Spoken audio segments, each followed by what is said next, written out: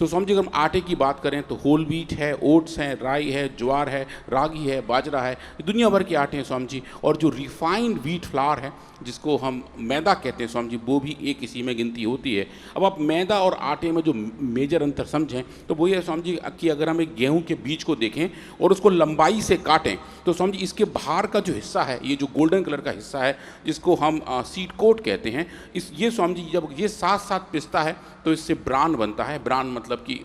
जिसको आम भाषा में बोले तो गेहूं की भूसी स्वामी जी वो बन जाती है। और जो बाहर का सफ़ेद हिस्सा है जिसको स्वामी जी एंडोस्पर्म कहते हैं, जब वो पिसता है तो स्वामी जी सफ़ेद हिस्सा आता है। तो आटे के अंदर ये पूरा होल ग्रेन है जिसमें ब्रान भी आ रहा है, और जो ब्रान स्वामी जी फाइबर का और विटामिन बी का और मिनरल्स का एक अच्छा स्रोत है। और जो अंदर का हिस्सा है स्वामी जी वो बेसिकली एंडोस्पर्म है जो मैदा के फॉर्म में आता है, जिसके अंदर हाई अमाउंट ऑफ कार्बोहाइड्रेट्स हैं। स्वामी जी ऊर्जा का अच्छा स्रोत तो हैं, पर स्वामी जी ये जो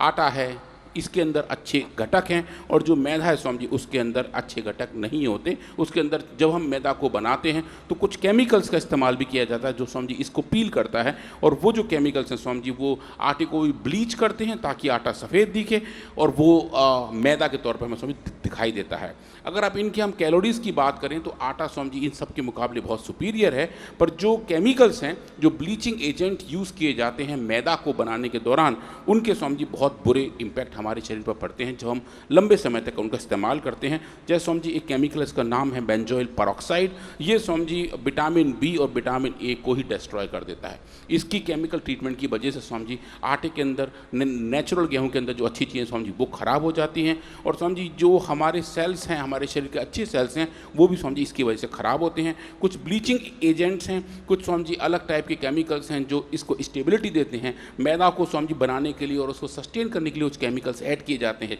इन सब के स्वामी जी इम्पैक्ट की वजह से हमें अस्थमा हो सकता है, एलर्जीज हो सकती हैं, किडनी पे टॉक्सिक इफेक्ट आ सकता है, और स्वामी जी विटामिन के जो एब्जॉर्प्शन है स्वामी जी वो भी कम हो जाते तो हैं। ये कुछ चीज़ें ऐसी हैं जिनका बाइकाट, जिनका बहिष्कार जरूरी है। तो अगर हम मैदा का ज़्यादा लंबे समय तक इस्तेमाल करते हैं तो हमारा जो स्वास्थ्य है स्वामी जी वो ख़राब होता है। क्यों? क्योंकि स्वामी जी जो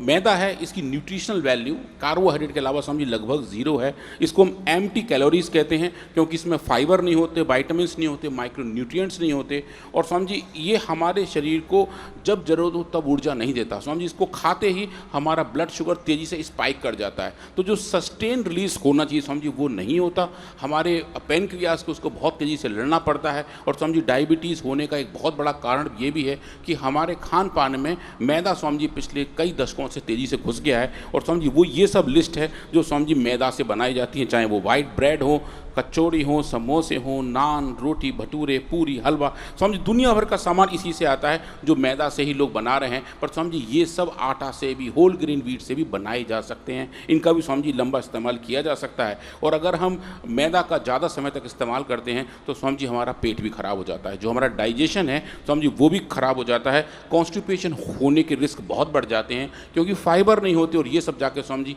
आंतों के अंदर चिपकने लगता है, और वो जो चिपकता है तो स्वामी जी टाइम पर हम जो अपना मॉर्निंग परफॉर्मेंस है वो कर नहीं पाते, और स्वामी जी फिर वजन बढ़ने लगता है, और उसके साथ क्रोनिक डिजीज़ भी आने लगती हैं, चाहे वो डायबिटीज़ हो, मेटाबॉलिक डिसऑर्डर हो, या स्वामी जी स्लो इन्फ्लेमेशन हो। तो इन सब का स्वामी जी हमारे खान पान पर सीधा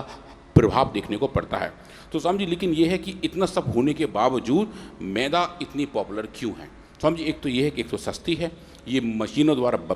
बनाई जा सकती है, इससे जो सामान बनते हैं स्वामी जी वो सॉफ्टर होते हैं, फ्लफियर होते हैं, फ्राइड किए जा सकते हैं, तो जो बनाने वाले लोग हैं स्वामी जी उनको थोड़ी सी सुविधा रहती है, पर उसका इम्पैक्ट स्वामी जी हमारे पूरे हेल्थ पर पड़ता है। तो जो कल्चरल कंफर्ट है वो एक अलग बात है, पर स्वामी जी जो मैदा बेस्ड स्नैक्स है स्वामी जी इनसे हम बच सकते हैं। चेंजेस में थोड़ा समय लगता है लेकिन स्वामी जी ये किया जा सकता है।